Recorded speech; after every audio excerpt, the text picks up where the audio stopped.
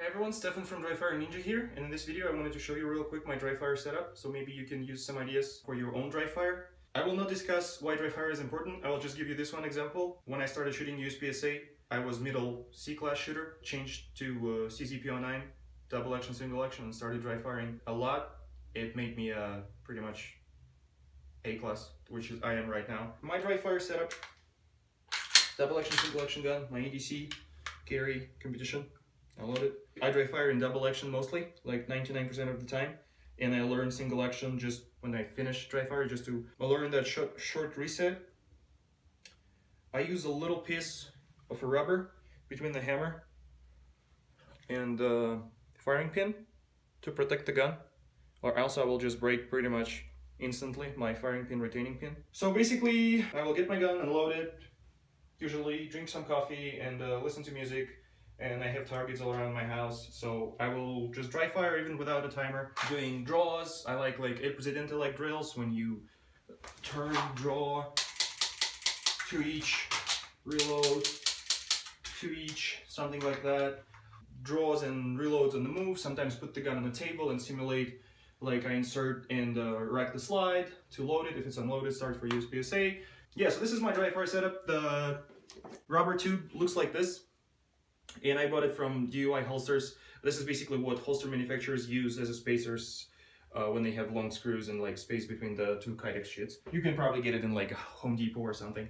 One thing that I was kind of using as a strength training and not very, sporadically, because that thing just lies on the table. I don't really pay attention to it. Now I'm gonna do this.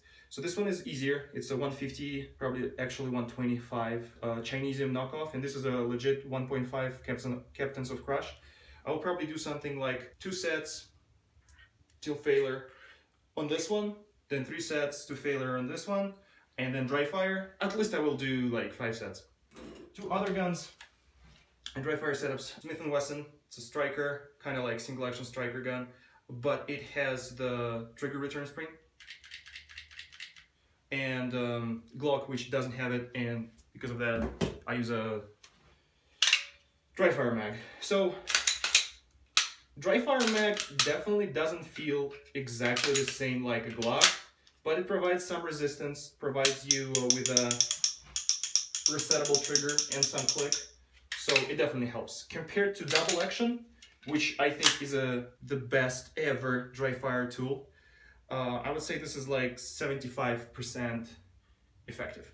So with a Smith & Wesson, you have your normal first shot, and then you have just kind of smushy trigger. But what I like about it, the range of motion, unlike DryFireMag, is absolutely the same that you will have actually firing the gun in live fire or in the dry fire in your first shot after breaking the slide. I think that the range of motion is actually more important. For accuracy and speed wise, we isolate the trigger finger and we condition it to move the range of motion that's enough to reset the trigger and shoot, right? Without changing the grip that will actually affect where the gun is pointed at, right? And I think for this, resistance is kind of like something that just wears you down and kind of just like pulls on you, when the actual trigger range of motion is what you really trying to learn and kind of incorporate as your muscle memory. If you combine like strength training for your fingers and like both directions, a trigger that actually has a return spring, that probably is going to be like 90% effective compared to double action. I think this is it. The targets, shameless promotion, dry fire stickers. They're not free though. What's free is DryFire Ninja, the website that pretty much gives you virtual stickers on your computer or smartphone or whatever. And timer.dryfire ninja that you can use if you want to use a timer. I rarely use a timer really in DryFire, only when I work on something like, okay, let's see, I've been dry firing for like 2 weeks and I'm gonna go like live fire these 500 rounds. Let's see how fast I can go, and then I use a timer. That's it. I hope that works and helps, and I hope you will allow me to continue with my USPSA competitive propaganda for CCWs, and thank you.